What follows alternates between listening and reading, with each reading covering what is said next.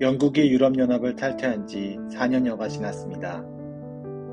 2016년 국민투표를 통해 탈퇴가 확정되고 2020년 2월 1일부로 탈퇴협정이 발효되면서 2024년 현재까지 거의 5년의 시간이 흘렀습니다. 유예기간 1년을 빼면 2021년 1월 1일부터 유럽연합과는 완전히 분리되는데요. 브렉시트 이후의 영국 경제는 어떻게 변화했는지 잡식남에서 간단하게 알아보겠습니다.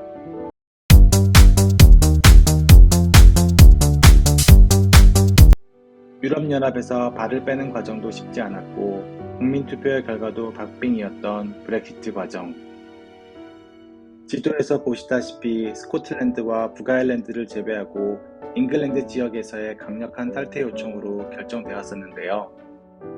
영국의 금융산업은 영국 경제의 9%를 차지하고 있는데 브렉시트 이후 금융경제가 무너질 것으로 예측했었습니다.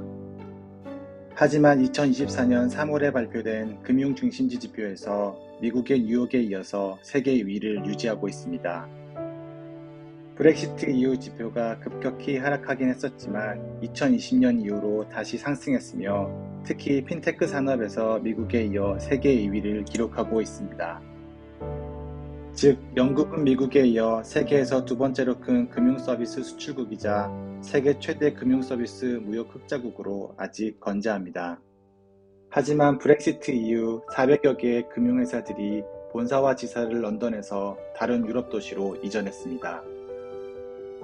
런던은 은행, 투자, 핀테크 등 금융 세부 산업 전반적으로 경쟁력을 유지하고 있지만 더 이상 글로벌 금융 중심지의 이미지는 상실했다고 볼 수 있습니다.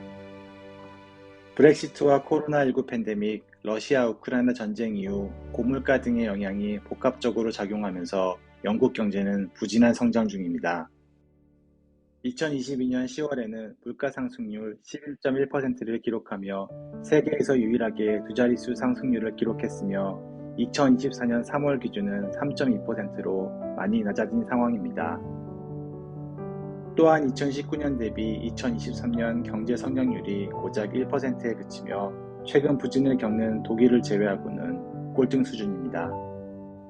또한 월별 성장률도 2021년 이후 지속적으로 감소하고 있으며 역성장을 보이는 날도 있는 게 현실입니다. 또한 2030년까지 영국의 예상 GDP는 5에서 6% 위축될 것으로 보이며 이는 경제 성장에 치명적일 것으로 보입니다. 브렉시트 이후 1,600조 원 이상의 금융자산이 증발했으며 소득 격차가 커지면서 계층 간의 갈등도 커지고 있습니다.